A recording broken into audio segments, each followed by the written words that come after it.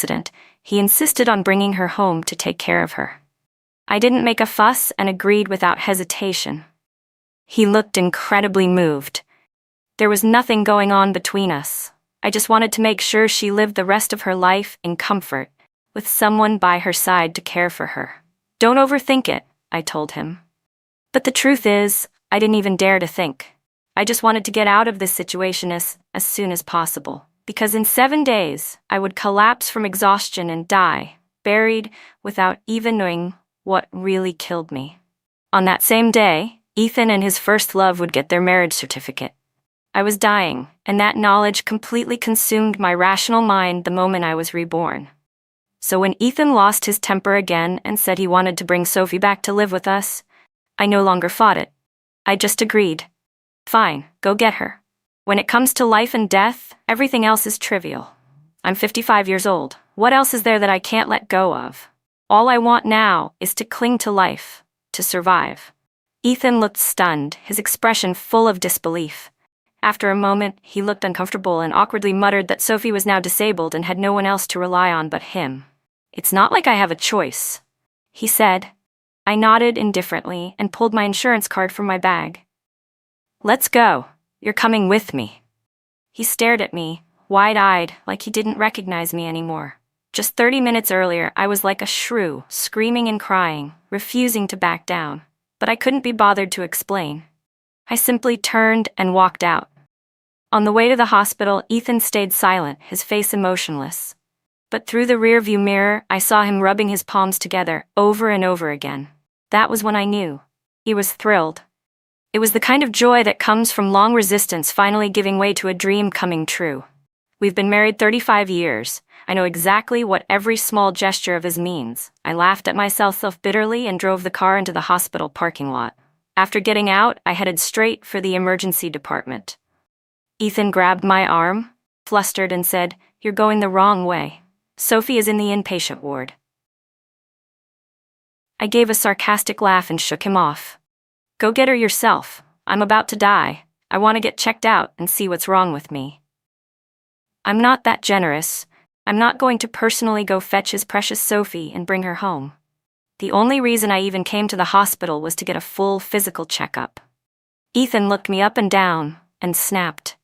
You only fainted because you were emotionally overwhelmed. You were out for 2 minutes, then you woke up. You're not sick. You sounded angry. I thought you were finally accepting Sophie, but it turns out you're cursing yourself just to make me feel guilty? I shook my head. You're overthinking it. Don't worry, I'm not going to stand in your way. In my previous life, I fought against it with everything I had, and it didn't change anything. But now that I've already died once, it's time to suppress my emotional brain and make the most rational decision. In this life, I've decided to step aside and let them be. I spent the entire day at the hospital going through all sorts of scans.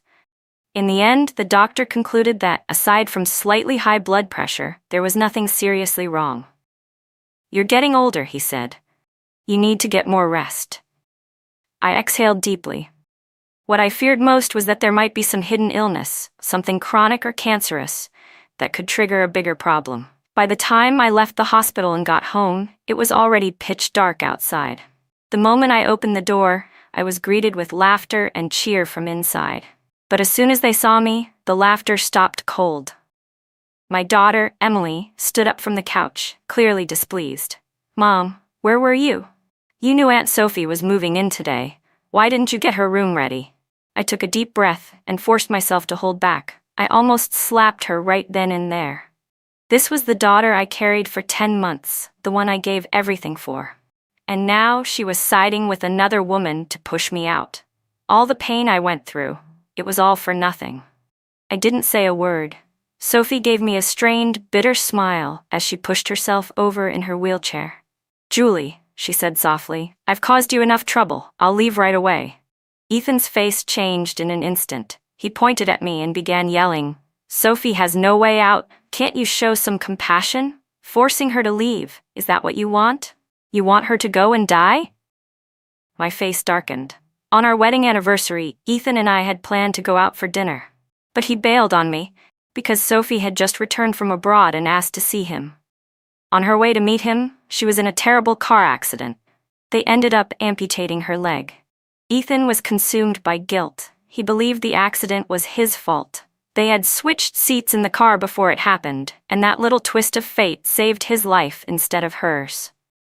After that, Ethan began trying to persuade me. He wanted to bring Sophie home so I could take care of her. But why? She wasn't my savior. Why should I be her servant? I refused. Ethan gave me the cold shoulder.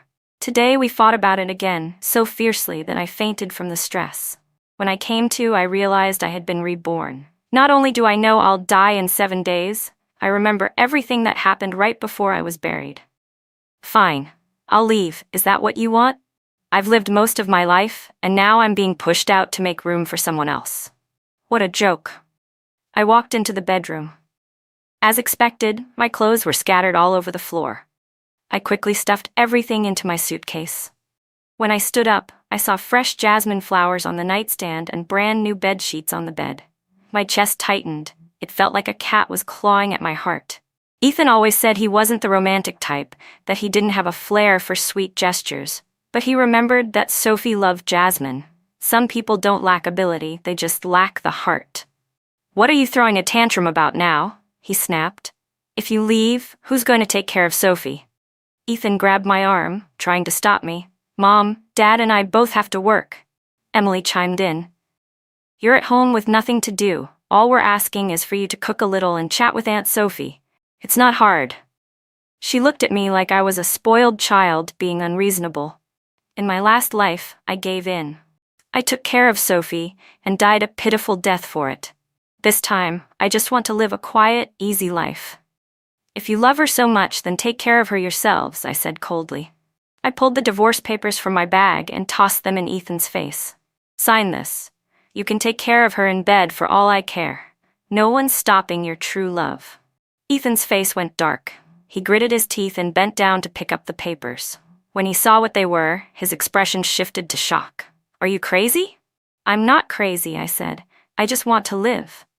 I dropped dead in my last life because they ran me into the ground. Sophie might be old, but she's manipulative. Always acting sweet and innocent, constantly playing the victim, telling anyone who'd listen that I mistreated her, didn't feed her. Ethan called me ungrateful. He said if Sophie hadn't saved me, I might have become a widow. He asked if I had any conscience at all. No, I don't. My conscience got eaten by a dog. So let's make this divorce quick and clean. Getting married is easy. Getting divorced is harder than climbing a mountain. Negotiations failed, but I didn't get discouraged. I moved into a hotel. I'm done serving others. I'm going to survive, even if it means living like a fugitive. I slept until noon the next day. When I finally woke up, the front desk called. Someone was looking for me. As expected, the two women had shown up together. Ethan had been a key technical expert at the factory, and even after retirement, they'd hired him back, said he was still needed to shine for society. And Emily had her own job, so busy every day she barely had time to breathe. Whenever I asked them to accompany me to the hospital, the answer was always, no time. They'd say things like, you're getting older, sure, but you should keep up with the times, learn from the younger generation. You should try learning things instead of always relying on others. And yet, here they were, both skipping work on the same day. A miracle. Emily stormed into the hotel room and glared at me. Mom, at your age, you're really pulling a runaway act? Aren't you afraid people will laugh at you? Let them laugh. Who cares? I said flatly. I've spent a lifetime worrying about what people think. It's about time I broke free from all that and started living life on my own terms. I yawned and sank lazily onto the couch, feeling a bit hungry. Right then, room service arrived with my meal. The server set the dishes down on the table. Emily's eyes widened in disbelief. Mom, you really ordered all this? You're okay with eating like this? I didn't respond. I just picked up my chopsticks and started eating. I'd ordered everything I used to crave but never let myself spend money on, like Australian lobster. Back then, whenever Ethan or Emily wanted something, even if it was expensive, they'd grit their teeth and buy it. But when it came to me, I always told myself not to be greedy, not to want too much. I got used to sacrificing, and they got used to me doing it. Looking back now, I realize how little I valued myself. But today, Indulging in what I loved lifted my happiness level by tenfold. From now on, I won't be saving for later. If it's worth spending on, I'll spend. No point dying with money left in the bank and regret rotting in your gut. It's just taking care of Sophie, Ethan chimed in. It's not that big of a deal. You're not getting any younger. There's no need to make a scene. Ethan's tone made it clear. He thought I was blowing things out of proportion. I sneered. Then either divorce me or send Sophie away. Pick one. What, you think you can guilt-trip me into playing housemaid for your sweetheart? Dream on. To everyone else, Ethan looked like the perfect husband and father. Didn't drink, didn't smoke, didn't hit me. Our neighbors called him a saint. What they didn't see was that he never lifted a finger at home. He walked around like a king. Every time I asked him to do something, it was like pulling teeth. I had to ask again and again, coax him with kind words. And even when he finally did something, he'd do it half-heartedly, mopping the floor with one hand, never wiping down the wet counter after washing dishes. Always just shy of finishing the job properly. When I finally lost my temper and yelled at him, people outside said I had a bad attitude. He got all the praise, I got all the blame. I spent my whole life working like a mule. I thought that if I just endured, things would be okay. I treated him like a co-parent, like a partner. But what did I get in return? A slap in the face. Well, I've had enough. If I can't endure it anymore, then I won't. I'm done. We're done. Don't go too far. Ethan's voice exploded, ringing in my ears. I frowned. Emily's grown up. She doesn't need me to look after her anymore.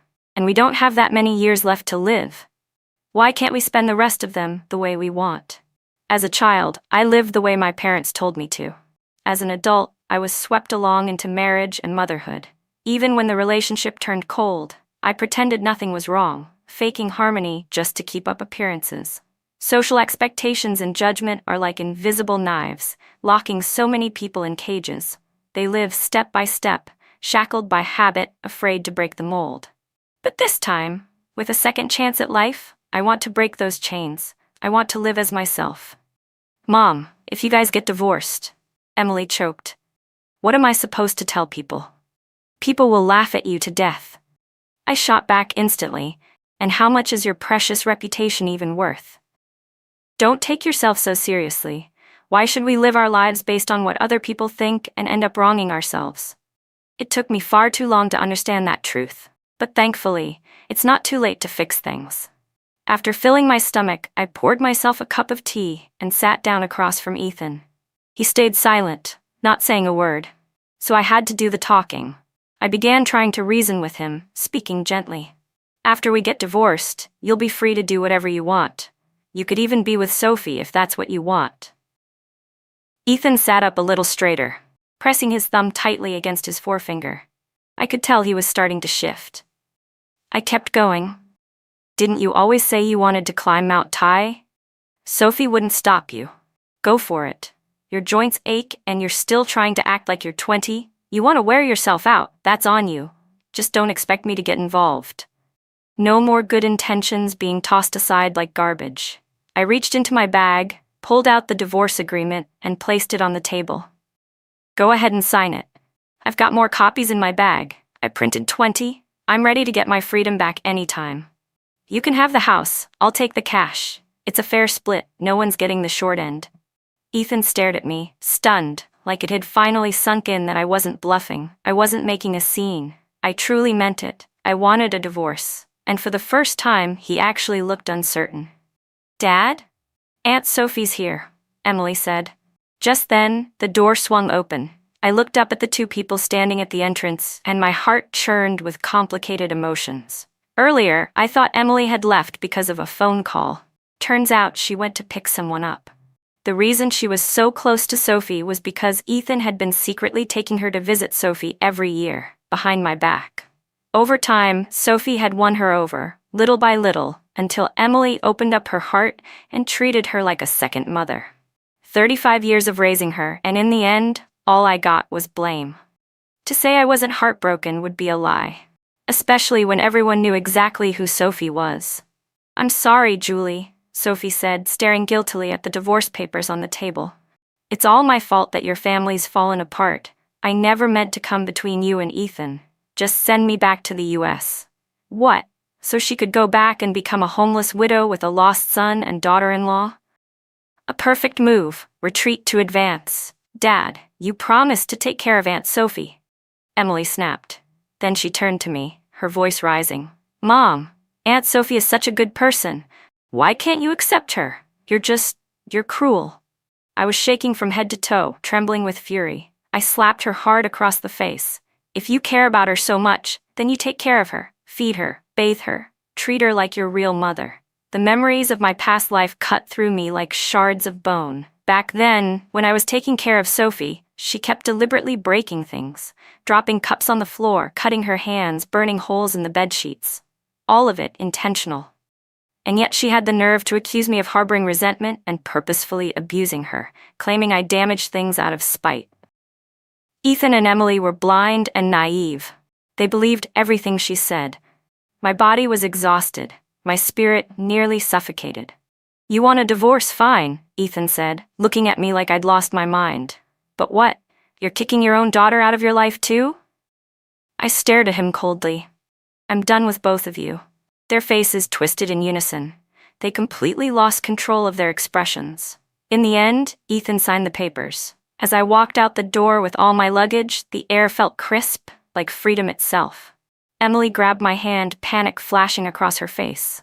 Mom, can you leave me some money? I didn't even flinch. You're an adult now. Time to stand on your own 2 feet. If you want money, go ask your dad.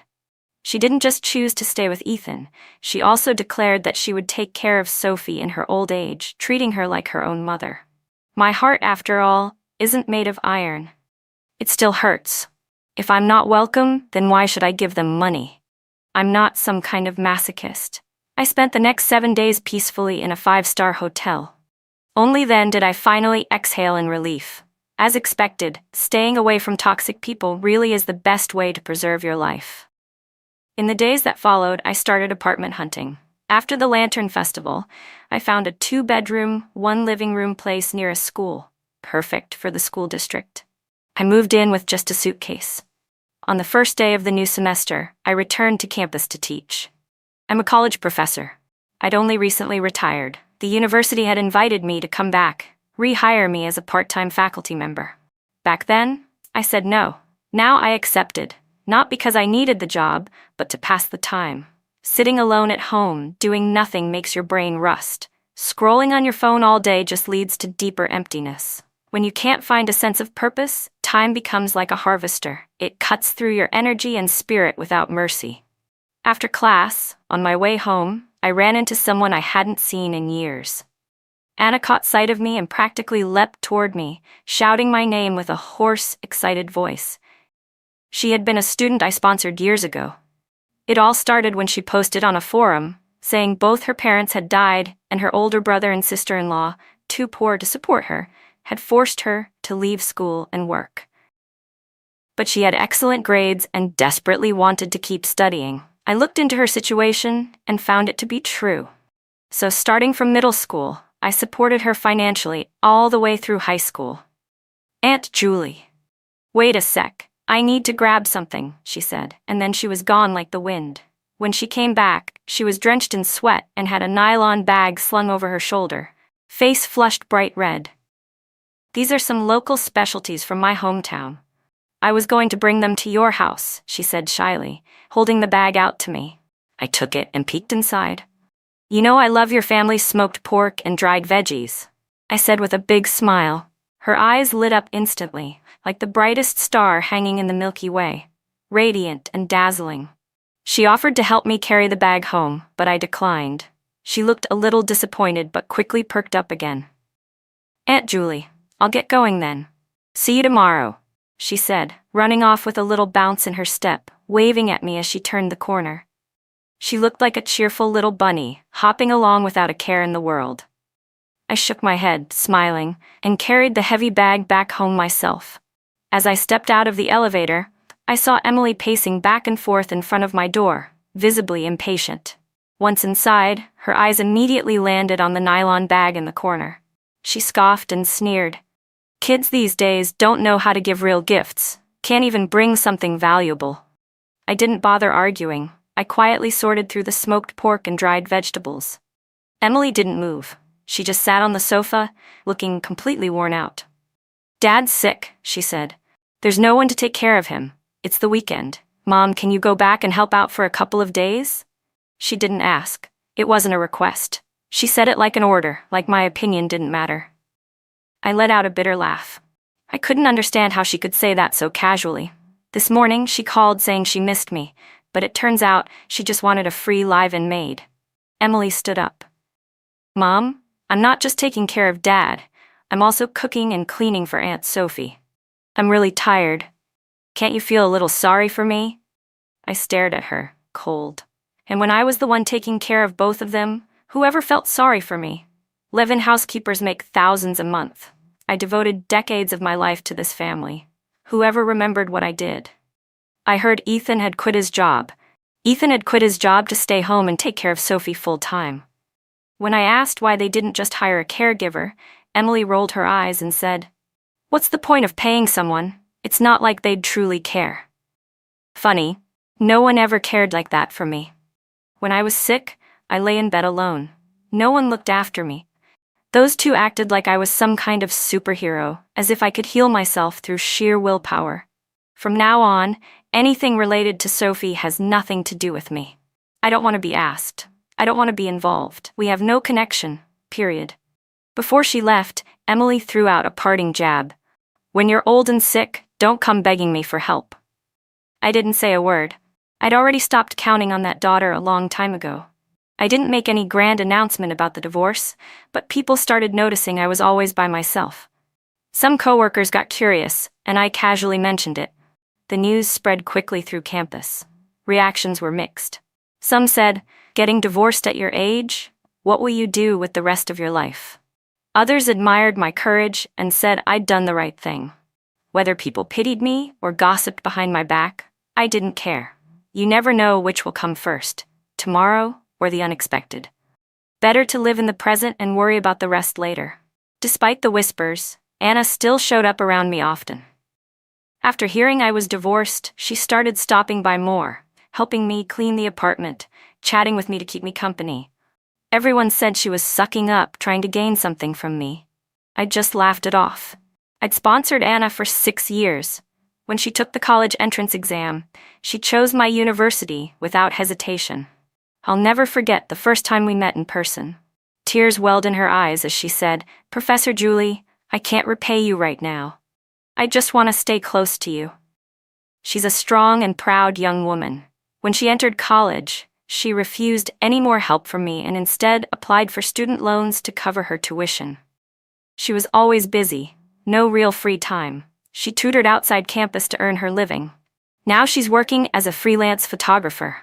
I heard her photos have gained a lot of attention online, and she's even built a small fan base, basically a minor internet celebrity. I admire her deeply. Coming from a rural background, making it all the way to a top-tier city for college, it took more than just persistence. It took grit and a spirit that never backed down. Time flew, and soon it was graduation season. I had been wondering how I'd spend the long summer when Anna invited me to travel with her. I frowned immediately, and she seemed to anticipate that. Grinning, she leaned close and said, "Julie, I've got money now. Remember when I was a kid and promised I'd take you traveling someday?" Back then, she used to call me on her sister-in-law's old busted phone, making promises all the time. I never took them seriously, but apparently she did. She remembered every word. We decided our first stop would be Yunnan. The night before we were set to leave, Emily suddenly showed up at my door.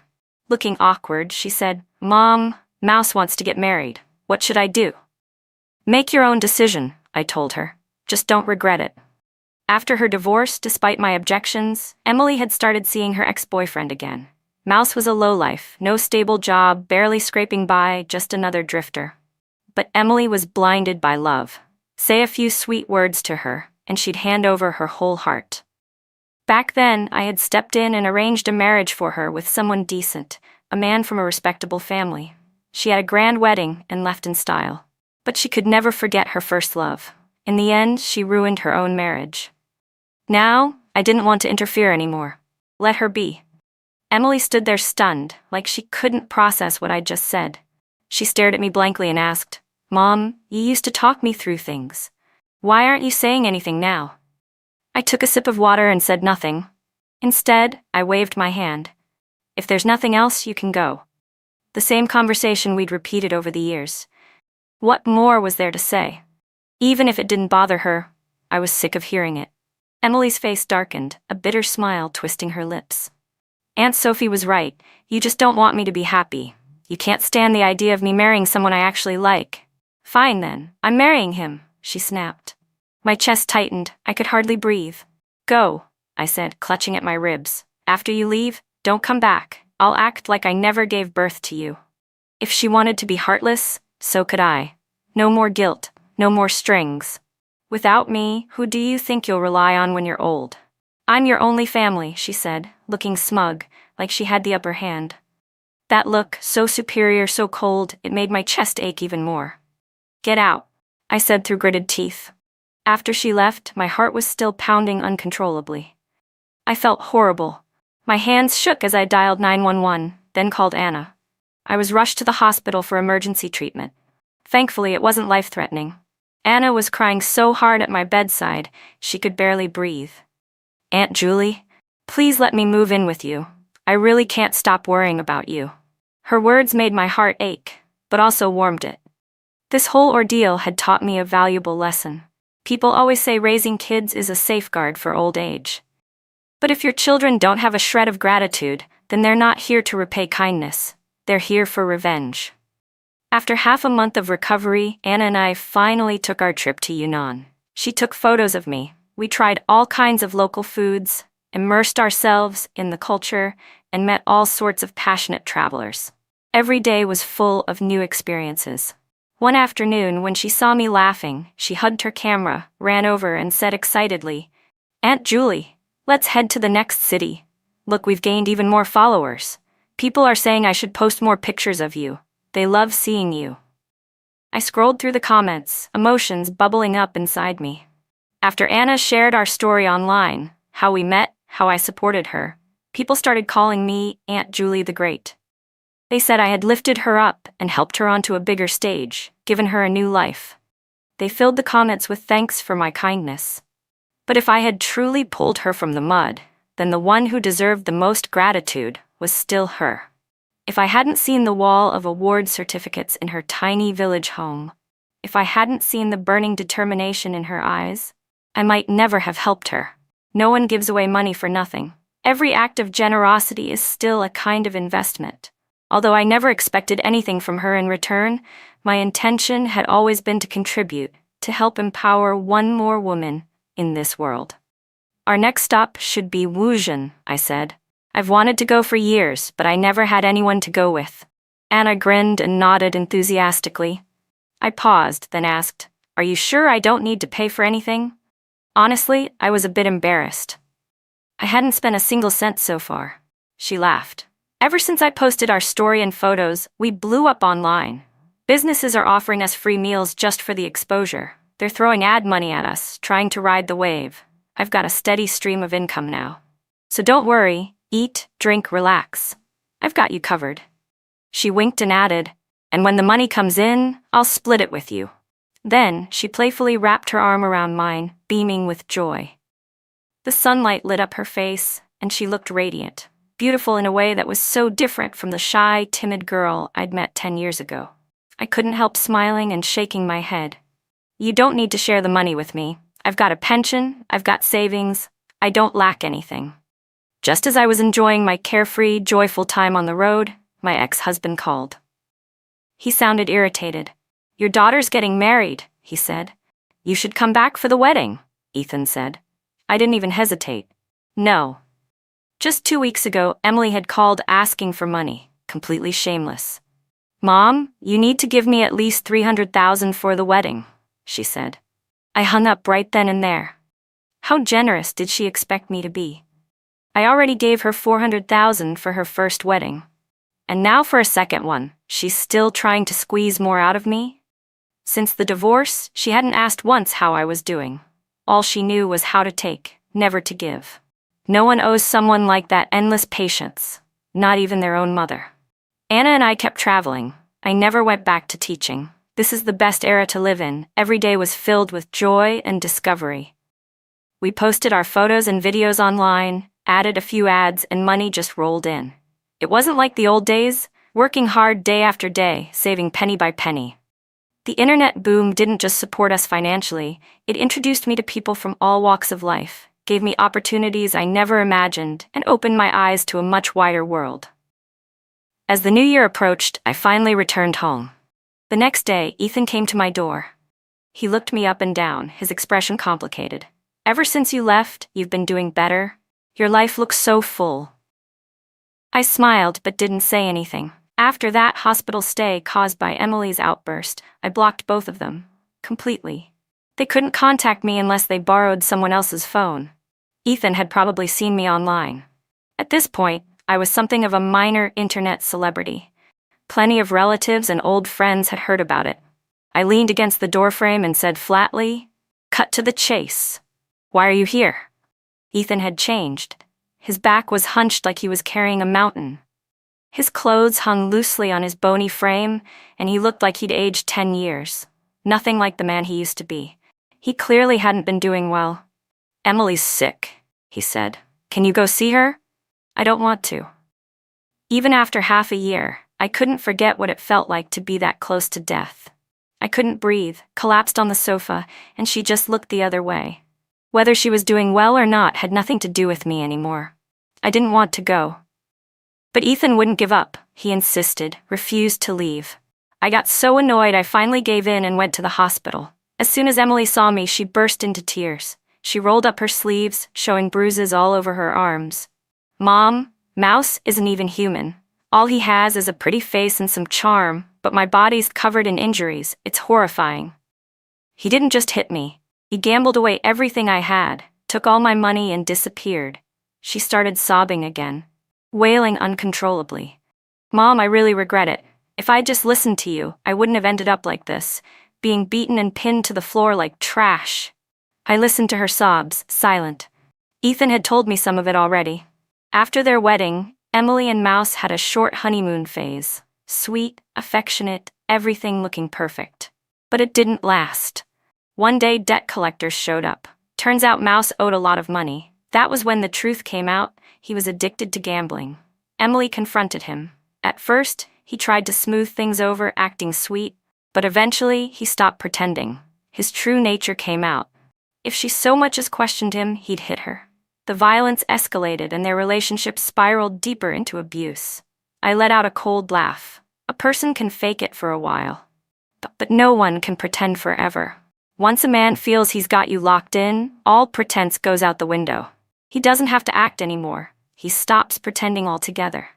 Emily's situation could have been avoided. I warned her. I told her the truth. But she didn't listen, and now she's living the consequences. I didn't feel sorry for her. If anything, I wanted to shout, "Serves you right." Once she calmed down, I didn't waste time sugarcoating things. I got straight to the point. "Get a divorce." She stared at me, stunned, hesitating. "Mom, I'm pregnant." "Get an abortion," I said. Short-term pain is better than a lifetime of suffering. A child born into a family like this won't be happy. A useless, gambling father. A broken home. That's hell mode from day one. Just thinking about it made my scalp tingle. "I want to keep the baby," she whispered. I didn't try to convince her again. I knew she hadn't given up. She still wanted to believe this was salvageable. She wanted to use the child to change a man who had no heart. But most men, at their core, are selfish. The only thing that holds them back is a sense of morality. And even that only goes so far. Hoping a gambling addict will suddenly see the light? That's just a fantasy. As I turned to leave the hospital room, I ran into Ethan pushing Sophie in her wheelchair. Sophie spotted me, and an unmistakable flicker of displeasure crossed her eyes. Still, she forced a fake smile. Emily's such a headstrong girl. She got married, and now comes crying home every day. "Julie, you really ought to talk some sense into her." I ignored her and turned to glare at Ethan. "Your daughter got beat like that and you still haven't called the police?" Ethan hesitated, mumbling, "She doesn't act like a proper wife. There's always chaos in the house." Sophie chimed in, her tones sickeningly gentle. "We shouldn't air our dirty laundry. Calling the police would just bring shame on the family." I stared at the two of them, speechless. If I hadn't kept a lid on things back then, their reputations would have been in shambles by now. Sophie took $200,000 from Ethan and used it to keep up her and Mouse's lifestyle. Neither of them worked. They lived off his retirement money until it dried up. Then, the fighting started. Grown adults still mooching off their parents. Doesn't matter how much money you have, they'll burn through it. Sophie scoffed, her tone dripping with sarcasm. That money was mine anyway. What, you think I should have given it to someone else? I've earned it. Emily exploded. She jumped off the hospital bed and screamed, "Why can't my dad give me money? You don't do a damn thing all day. All you have to do is lie there, cry a few fake tears, and my dad throws cash at you like you're some kind of saint. Who the hell do you think you are?" I stood there in shock. Just a few months ago, they were inseparable, like mother and daughter. Now, they were tearing each other apart like mortal enemies. It had only been half a year, but people and circumstances had changed in ways I never imagined. Bookmark, go back. Sophie was so furious she almost passed out. Her eyes welled up with tears as she tilted her head dramatically at a 45-degree angle and cried out, "Ethan!" Her voice echoed like a tragic melody, soft and lingering. Emily pointed at her and shouted, "You're too old to be acting like this. That pathetic little cry. Why don't you go into acting?" The room went silent. Emily's savage one-liner obliterated the mood. Ethan, flustered, quickly wheeled Sophie away to escape the awkward tension. I stayed behind. I wasn't done. I wanted to hear the rest of this drama. I turned to Emily. "What exactly happened between you and Sophie? You two used to be so close." She let out a long sigh. "Turns out, after I refused to give her money, she started pestering Ethan. Ethan planned to sell his 4-bedroom apartment and downsize to a 2-bedroom. The plan was to split the extra cash, half for him, half for her. But Sophie objected. She was adamant, refusing to let it happen. She said, 'What kind of daughter keeps bleeding her father dry? With this kind of character, he can forget about relying on her in his old age,' Emily muttered bitterly. That finally got through to Emily. She stopped pushing, and in the end, barely managed to scrape together 200,000 yuan as a dowry. But the bride had no money, and the groom was so poor he practically jingled when he walked. The wedding was a mess, cheap and embarrassing. People gossiped about it for weeks. Every time I went back to visit home, Emily went on, he would give me that nasty look, and she's been whispering in Dad's ear ever since, turning him against me. Tears began streaming down her cheeks again. People always say, when there's a stepmother, there's a stepfather too. They were right. I must have been blind to treat her like my real mom. I let out a long sigh. There's always a cause before there's a consequence. She had no one to blame but herself. I didn't say more, just told her to rest and heal. Get rid of the baby, I added. If you can't stand on your own, no one else can carry you. The next day, I stayed home to rest. I'd planned to go out and buy some supplies for the new year, but that didn't happen. Emily showed up instead. The moment she stepped through the door, she fell to her knees and started bawling. "Mom, I was wrong. I swear I know now. Please, please save me." Before I could react, I heard footsteps behind her. I looked up and saw him, Mouse, the so-called son-in-law. He swaggered in, grinning like a jackass. "Mom, you're looking younger every day." Emily shrank behind me in terror, trembling. "Mom, he tied me up. He tortured me." Mouse waved his hand, laughing.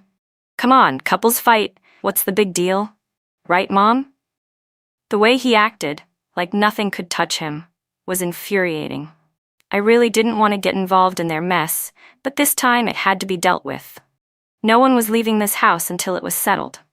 Without another word, I pulled out my phone and dialed the police.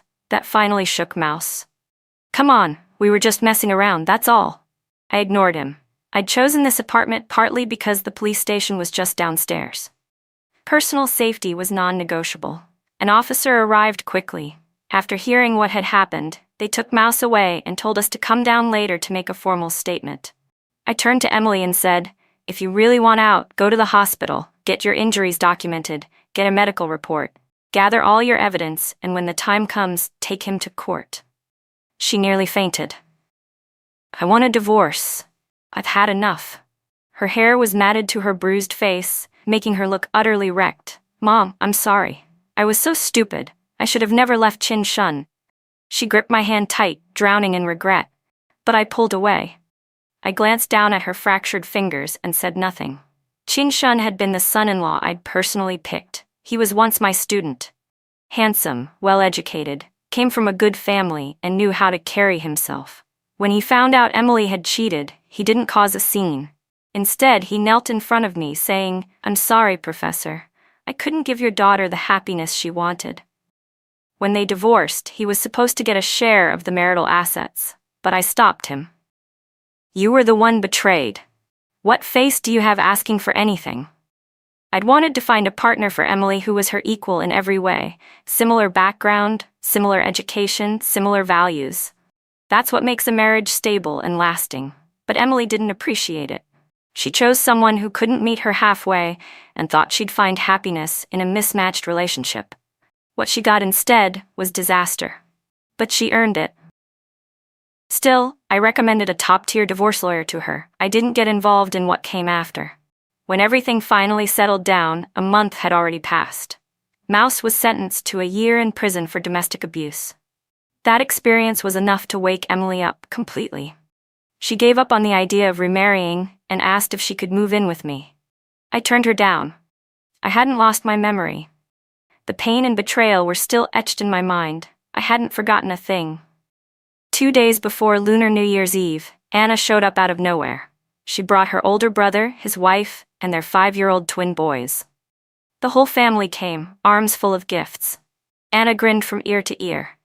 "Aunt Julie, this year we'll celebrate New Year's at your place. Next year you come to ours, okay? It'll be so lively with all of us.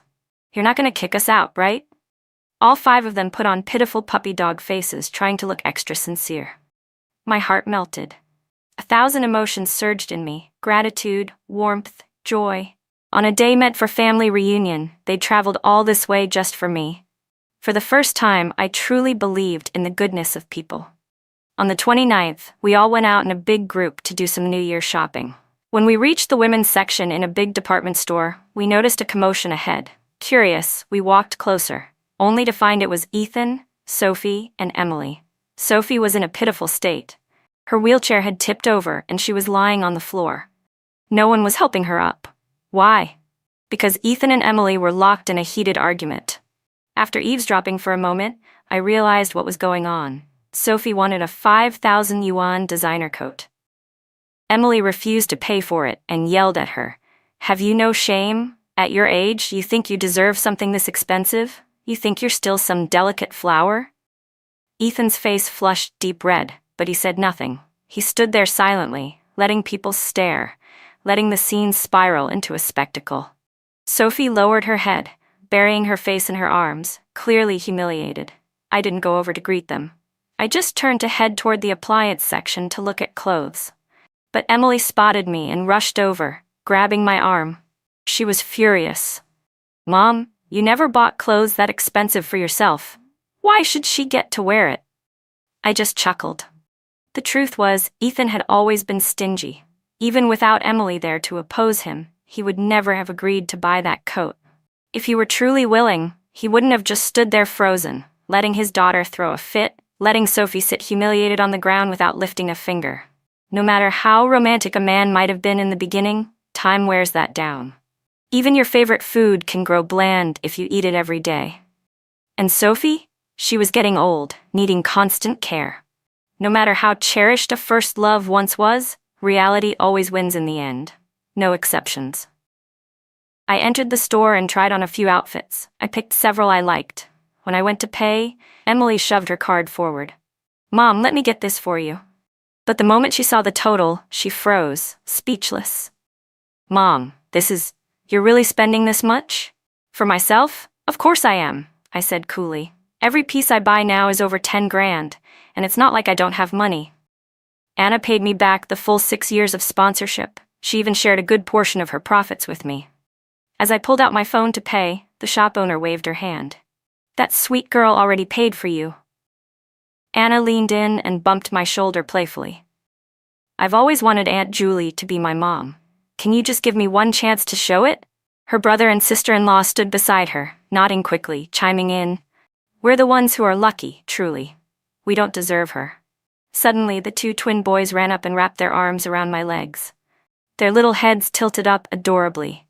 All our friends have grandmas. We want a grandma too. Tears streamed down my face as I laughed through them. In the corner, I saw Ethan, Sophie, and Emily watching the scene unfold. Their expressions were unreadable, complex, almost sorrowful. But in the grand scheme of life, everything else is just noise. Emily finally whispered weakly, "Mom." I ignored her. Instead, I turned to Anna, took her hand in mine, my gaze gentle. "What do you want, sweetheart?" "Mom, you're buying this for me? Wow, I'm so happy. I finally have a mom who loves me." Their excited voices practically pierced the clouds, ringing out with joy. They surrounded me, arms linked, leading me into another store. Everyone insisted on paying for my things, each one trying to outdo the other. As I took off my old clothes, it felt like I was shedding the burdens of the past, letting go of years of pain and resentment. With each elegant piece I tried on, it felt like I was dressing for a new chapter. In this lifetime, I had restarted everything, and happiness, true, warm, blooming happiness, was finally taking root deep in my heart. My